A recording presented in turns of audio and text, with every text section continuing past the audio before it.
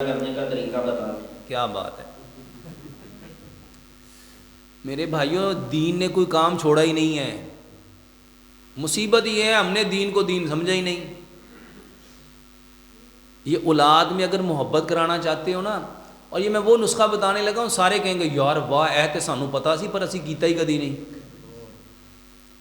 نبی صلی اللہ علیہ وآلہ وسلم نے فرمایا نماز میں قدم کے ساتھ قدم اور کندھے کے ساتھ کندھا ملاؤ، قدم کے ساتھ قدم اور کندھے کے ساتھ، اللہ تمہارے دلوں کو ملا دے گا۔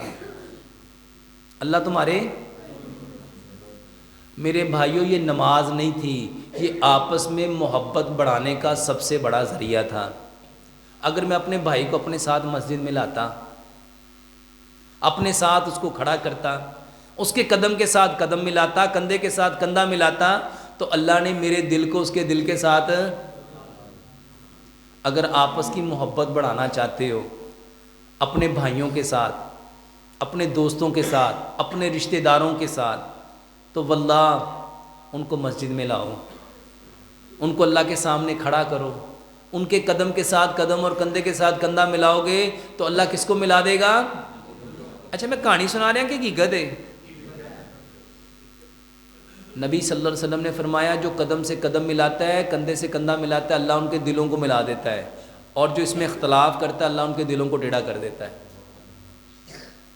اللہ ان کے دلوں میں اختلاف ڈال دیتا ہے۔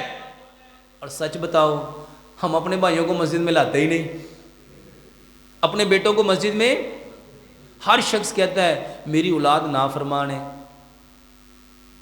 اگر اولاد کو فرما بردار کرنا چاہتے ہو نا تو اللہ کی قسم اس کی منت کر کے ترلا کر کے اس کو مسجد میں لاؤ، اس کو اپنے ساتھ کھڑا کرو، اپنے قدم کے ساتھ قدم، کندھے کے ساتھ کندھا ملاؤ، اللہ کس کو ملا دے گا؟ اللہ ہمیں عمل کی توفیق دے۔